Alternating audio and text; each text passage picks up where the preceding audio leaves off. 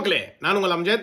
இப்போ இந்த கிளிப்புக்கு முன்னாடி நீங்க ஒரு வீடியோ பார்த்திருப்பீங்க. நானும் ஃபேக் அப்படின்னு போட்டிருப்பேன். என்ன அம்ஜத் ஃபேக்குன்னு போட்டா இது வேலூர் இல்லையா அப்படின்னு கேட்டீங்கன்னா, கண்டிப்பா அது வேலூரே கிடையாது.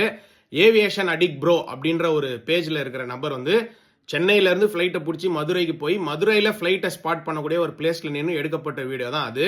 அதை நம்ம ஆளுங்க அப்படியே எடுத்து அந்த மதுரை அப்படின்றதுக்கு மேல வேலூர் அப்படின்னு போட்டு இது வந்து வேலூர் ஏர்போர்ட் அப்படின்னு சொல்லி இந்த வீடியோ பார்த்தீங்கன்னா பயங்கரமா சுத்தி வந்துட்டே இருந்தது. எனக்கே ஒரு 2-3 நாள் வந்தது.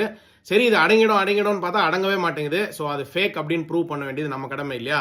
ஒருத்தருடைய வீடியோவை திருடி போடுறதே தப்பு. அது திருடி போட்டது மட்டும் இல்லாம மதுரையை தூக்கி வேலூர்னு போட்டதும் தப்பு. அதுக்கும் மேல தப்பு என்னன்னா லாஜிக்கே இல்லாம போட்டது. என்ன லாஜிக் இல்லை அப்படின்னா, இந்த வீடியோல இருந்தது A320 அப்படின்னு 200 பேருக்கு மேல போகக்கூடிய ஃபிளைட்டு.